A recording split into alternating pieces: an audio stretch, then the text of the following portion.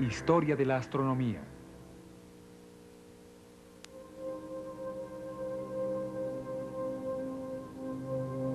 La ciencia de la astronomía surgió de una necesidad. La necesidad de los antiguos de medir el tiempo, de saber la fecha. Los movimientos de la luna, el sol y las estrellas lo hicieron posible. Se estableció un calendario según los ciclos de los cielos.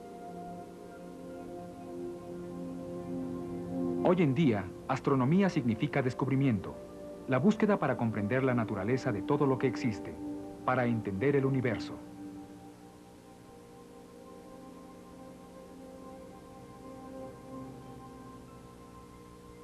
Para los observadores de la antigüedad, la Tierra era el centro del universo.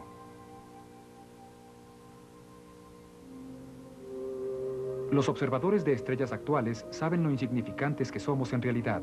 El camino para obtener ese autoconocimiento constituye la historia de la astronomía. Los observatorios son tan antiguos como las civilizaciones. Esta pirámide maya en México fue alineada de tal manera que registra al Sol en el equinoccio. Stonehenge en Inglaterra data del año 3000 a.C. Y esta gran tumba en Irlanda es incluso más antigua. Su construcción es tal que la luz del sol solo puede brillar en forma directa dentro de ella en el día más corto del invierno.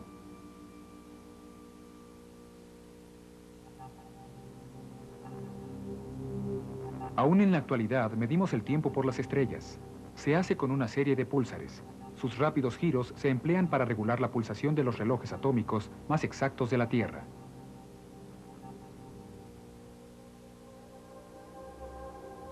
Hace más de 30.000 años, así se tomaba el tiempo por medio de la Luna. Un notable registro grabado en hueso de reno. Día a día, parece mostrar las fases de la Luna. Es un registro gráfico de ese calendario del cielo para el inteligente observador prehistórico.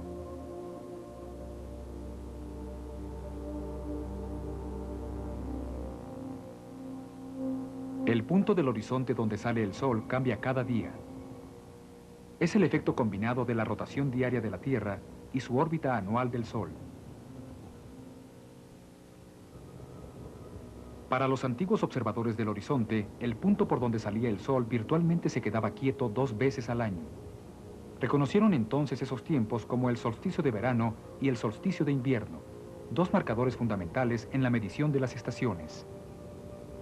Conforme el punto de salida del Sol comenzaba a ir en reversa con respecto a su movimiento, sabían que la estación empezaba a cambiar. A través del mundo, los primeros observadores usaron al Sol como calendario. En esta cueva nativa en los Estados Unidos, una flecha de luz del Sol indicaba el solsticio de invierno al caer sobre una marca en el muro. Mucho más antiguo es este montículo sepulcral en Irlanda, un marcador de la edad de piedra del solsticio de invierno, construido de tal manera que el Sol brillaba directamente dentro de él solamente una vez al año. Esto sucede alrededor del 21 de diciembre.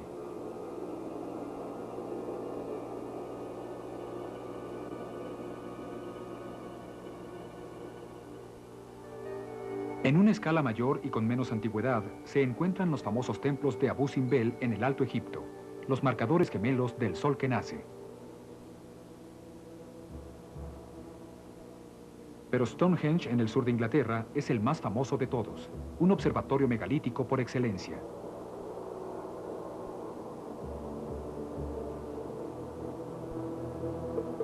Su alineación clave está aquí, desde el centro de los círculos de piedra a través de una piedra más allá y hasta la salida del sol del solsticio de verano. En un momento de asombro, este es el solsticio de verano en el corazón de una computadora astronómica que ha sido exacta durante 5.000 años.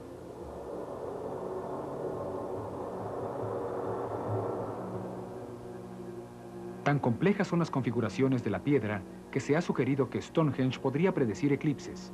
Sin embargo, ese grado de sofisticación no parece posible. De cualquier manera, varias de las rocas más antiguas que rodean al monumento proporcionan interesantes alineaciones. Estas dos marcan el punto de la puesta del sol del solsticio de verano. Misteriosamente, también marcan el punto de la puesta de la luna del solsticio de invierno.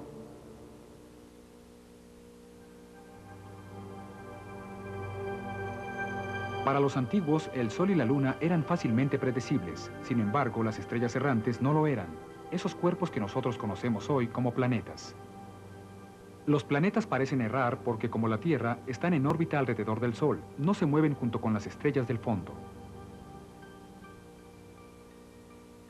Los griegos veían al universo como esto, una serie de esferas concéntricas de cristal, todas en movimiento alrededor de la Tierra. Dentro de cada esfera había un orbe, el Sol, la Luna y los 5 planetas conocidos en esos tiempos, esas estrellas errantes.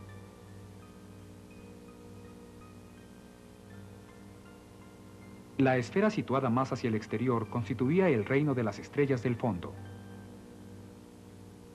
Era un gran modelo, pero no explicaba los excéntricos movimientos de los planetas. ¿Por qué, si eran transportados en esferas de cristal, en ocasiones viajaban hacia atrás? El astrónomo griego Ptolomeo tenía una respuesta. Trabajaba en Alejandría en el siglo II y creía firmemente que los planetas giraban en órbita alrededor de la Tierra.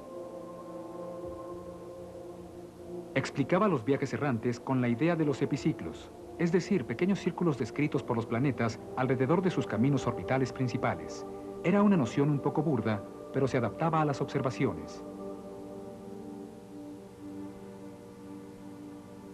En el día del solsticio de verano cada año, el sol brillaba directamente dentro de un pozo en Asuán, Egipto. Esto lo conocía un bibliotecario llamado Eratóstenes. Él trabajaba a varios cientos de kilómetros hacia el norte de Alejandría. Ahí, al mismo tiempo, una columna proyectaba una sombra. Se preguntaba por qué.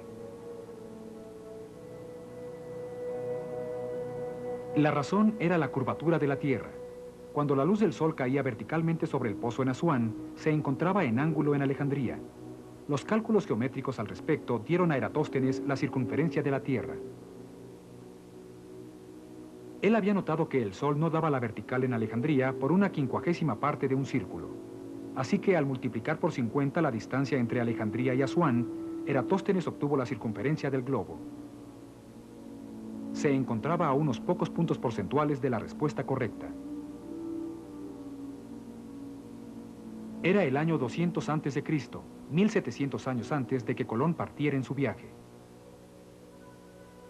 Las observaciones brillantemente exactas de Tycho Brahe y la teoría del Sol como centro del universo de Copérnico llevaron al descubrimiento del siglo XVII de Johannes Kepler de cómo los planetas giran en órbita alrededor del Sol. Los cálculos de Kepler ponían a la Tierra y los planetas en movimiento con órbitas ligeramente elípticas.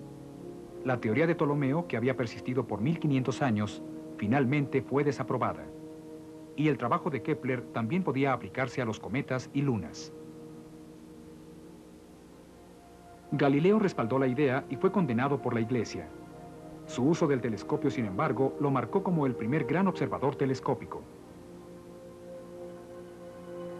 A finales del siglo XVII, Isaac Newton no solo le puso luz a los colores del espectro, sino que también desarrolló la teoría de la gravedad.